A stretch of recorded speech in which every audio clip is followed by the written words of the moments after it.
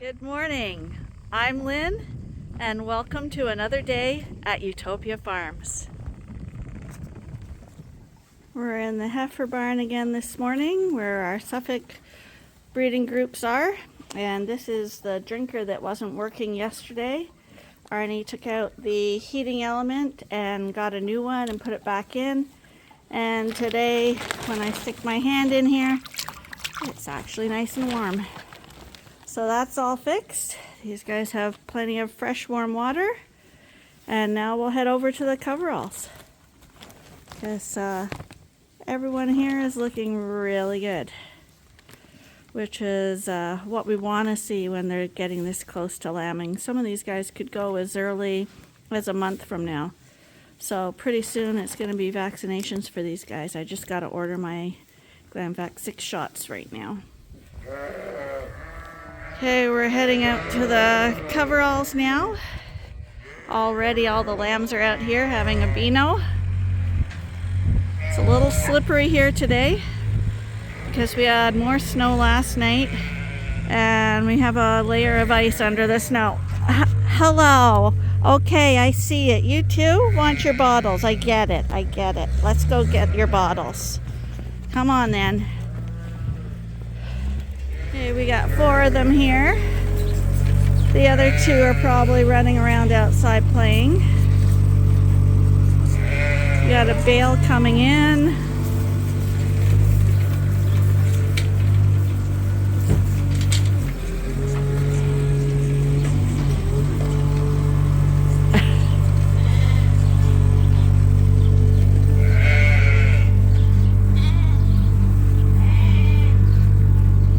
Hi Toonie, how you doing? Come on Katie. Had a whole crew that just went into the paddock there. That's the ram paddock. This is the rowdy group. Are you guys the rowdy group? And you get to know who's in that group too. We got little crybaby who's not crying anymore, but she's still with the big guys. We got number 1 who's the first ewe lamb born. We got that 43 who's Peanut's lamb. They're always in the rowdy crew. Oh, it's windy again today. It's the wind that makes it so brutally cold. Oh, and here comes another rowdy crew. And they have to make the corner without hitting the gate. Oh, that many! Oh, and you see, there is a gate there, and 2 of them went into the trap area instead of around the gate. So they have to figure that out. But we got a group going back to show them the way. There, they're out of the trap now.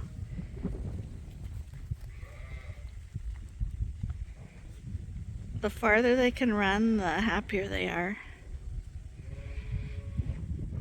So as much as the pens are big and we try to leave as much space for sheep comfort as possible, still being able to run outside like this is far better for them. You can see it all over their demeanor, how happy they are with this.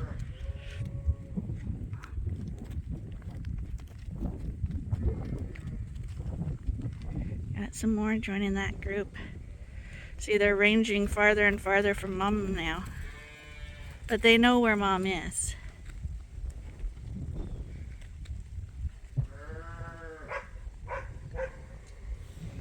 Today it looks like the lamb races are going to be outside.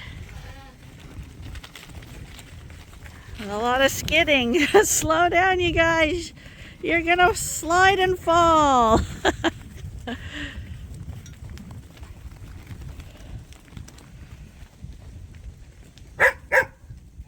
Max?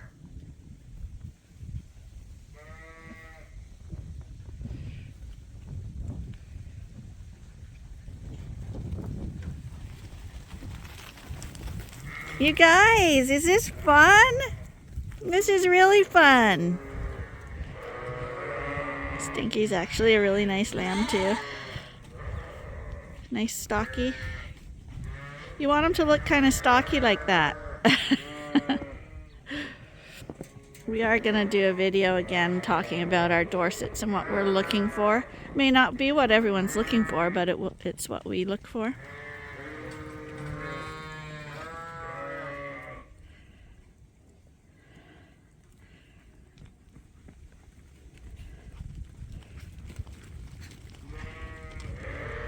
Gosh, I could almost have a whole video on lamb races today.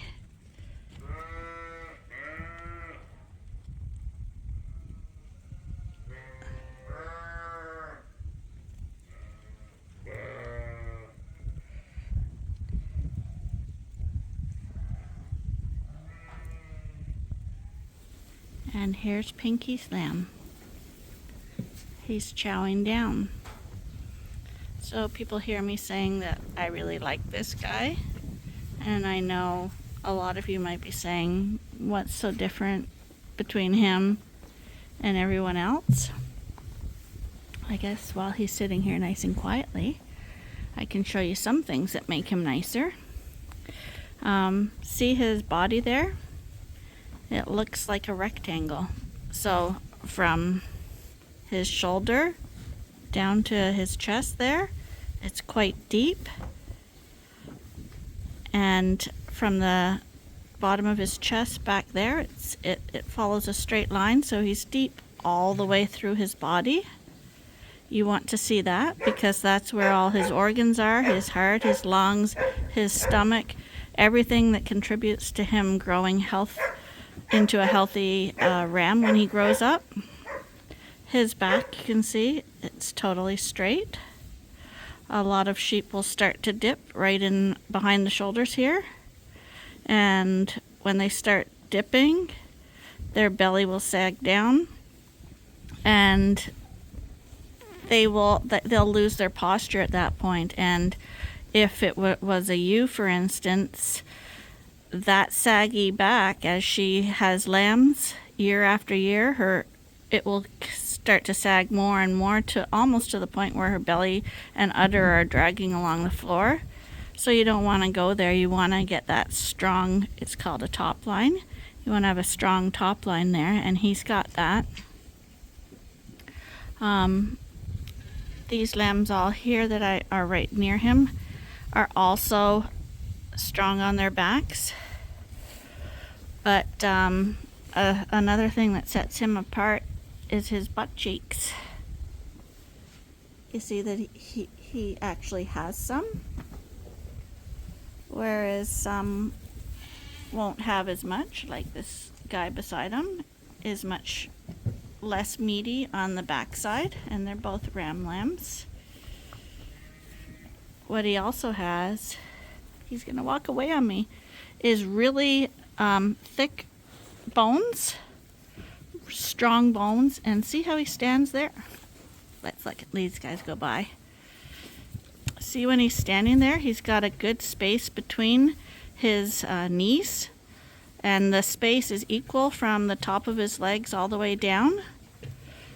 You want that. That will, if it was a ewe, that leads to developing a really nice udder, because it actually fills in that space, like between the legs. If it's a narrow space and they're narrow on the behind, what that means on a ewe is probably her hips are narrow, and if her hips are narrow, she will have a difficult time birthing. And if her legs are narrow, instead of the udder growing wide and high up in the air like you want it to be and tight, what will happen is the udder will start to elongate and go down, and so she'll have a more dangly, tight, misshapen udder. Not nice. You don't want that. Stay away from legs that are too close together behind. He's gone now, but I can show you what else we're looking for in those lambs. See this guy? The bones on this lamb are much finer. So I'm guessing he has a Rito influence, because Rito sheep, they're mother sheep, and mother sheep tend to have finer bones. Not so much in the UK, where it looks like they all have big bones. But in most countries, mother breeds have finer bones, and Ritos definitely have finer bones. So I'm guessing he's a cross. But one thing he does have in his favor is that he's on his tippy toes. But see right there, those things are like little dew claws that they have on their, above their toes. And you want those to be up in the air. You don't want their feet to be like lying flat down like a human foot. You want them to be like standing on their tippy toes of their hooves. Those are called their pasterns. You want them to be up and down. See there? His little dew claws. You can see the dew claw right there. And then the hoof is coming down. It is hard to show on a camera, but you want them to be standing on their tippy toes. You also want them to have a slight hook on their back leg, on their, what I call their elbows here. See how it kind of hooks in? You want that. That just makes their walking better. Some sheep will be straighter when they come down from the hips to the bottom of the legs. They'll have kind of a posty looking legs, and they do call that being post-legged. You don't want that either, because it doesn't allow them to walk correctly.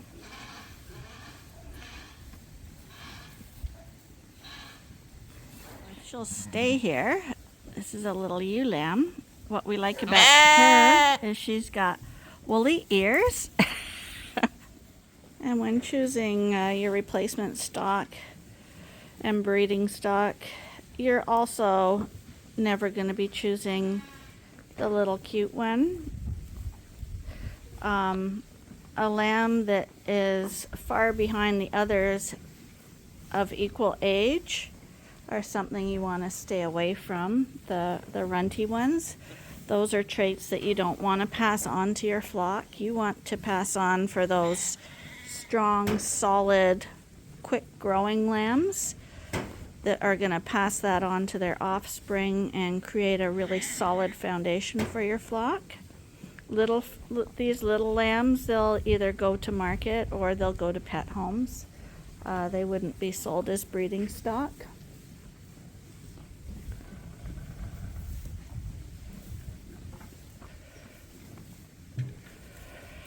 Here's a nice ram here. There's an example. See, the legs go straight down. They're not knocking in at the knees, or they're not bowing out either. They're nice and level, and there's a nice spacing between them equally all the way up. He's got nice round testicles, fairly close to the body, of good size, so he's developing nicely that way. He's got a wide rump compared to, say, the ones beside him. And that width is going all the way up his back. He's got a straight back. And I'm having a hard time getting the front ends, but here's a really good example of the front end. This is a type of ewe that we would really like for a Dorset. She's got the big bones, and see that spacing on her front legs is also equally wide all the way down. A lot of Dorsets and Ritos tend to be weak on that area with knocky knees or very narrow spacing. I want to get back to her because she is a really nice example of a good ewe. It's very hard to show points when they're walking around.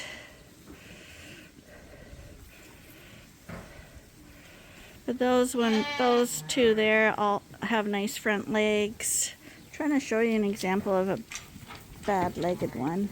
So this little girl here in Dorset sheep, they have to have pink noses, no black. They have to have white hooves.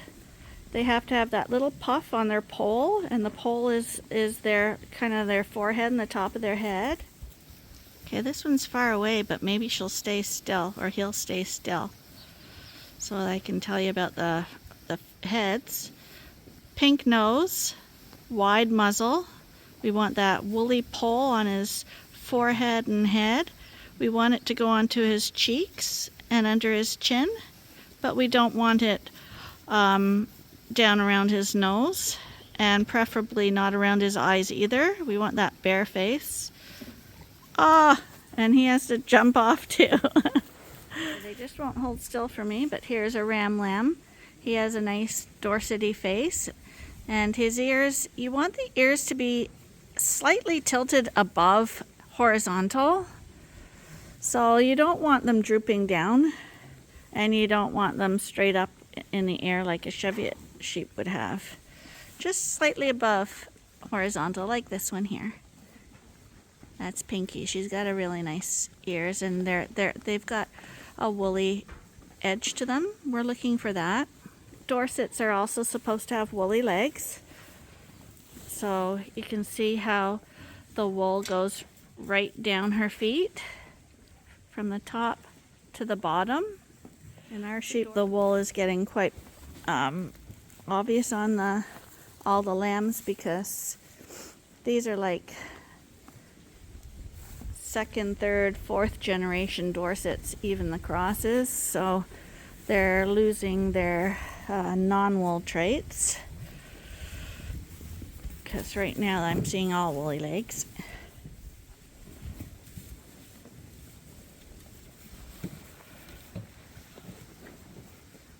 Here's an example of a ram whose front legs I don't like, the one at the front. See how his knees are knocking in a little bit there, and he's lacking that space all the way down. We don't want that. Sorry, buddy. It's not a good trait. It's not. Sorry about that. But he does have a Dorsety face and the Dorsety ears. And his nose also is a fault. He's got the pink. Hi, you're very nice, of course. But his nose is a little pointy, a little wedge shape. We'd prefer it to be a little flatter, like this little boy behind him. See how the mouth is just a little flatter? A good mouth means that they can eat properly and usually have better teeth placement. So that's what we're looking for. We're also looking for those long-bodied ewes and rams. So, for instance, this is the firstborn. She's a cross, I know that. But the length of her body, she's longer than she is tall. And I always want the sheep to be longer than they are tall. So if they're from shoulder to rump, they're as long as the height of their hip to their feet, then they're too short-bodied, in my opinion. They need to look like a coffee table, more like a rectangle. Some people like their sheep to look like a wedge, narrower at the front for easy birthing and wider at the back, but we disagree with that theory. See, on her you can really see how woolly those legs become, and even at the front they got wool all the way down them. This one, she has a really wide muzzle, and she has the woolly poll and the woolly cheeks and the bare face, which we like. Her ears are pointed in the right direction if she'd lift her head up. This is the ram. He's got a really square muzzle too, so it's not pointy like a wedge. It's flat at the front, and his face isn't wool covered, it's hair covered. The wool is on his poll and cheeks and under his chin a little bit. And you see the nice wide spacing on the ewes, so that she has good legs there and will have good udder development.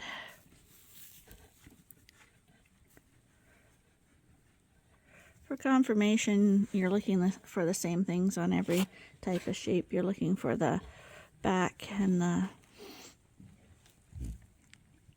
the width. You want them to be wide, you want them to be long, you want their legs to be good, you want their mouth to be good.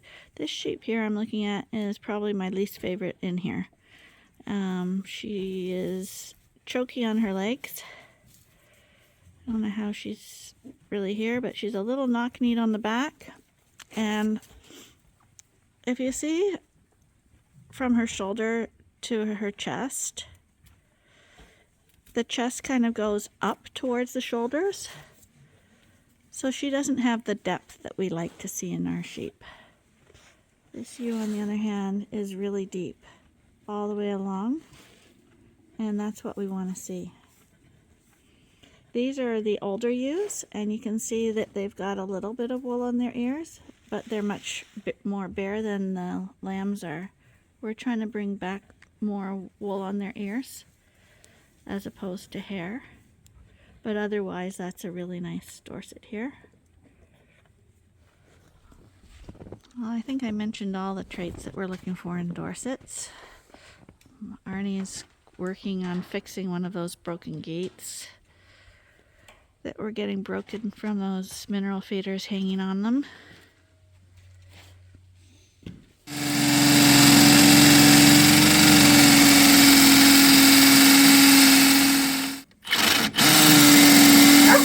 These are the two gates that were broken. So Arnie kind of patched this one together, put two new ends on them and left the old part in the middle.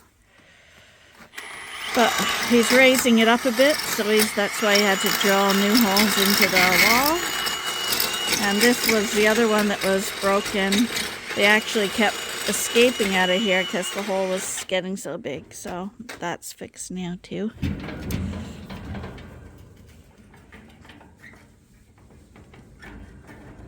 And he's got a little latch in there so that we can open this gate if we need to for cleaning it out.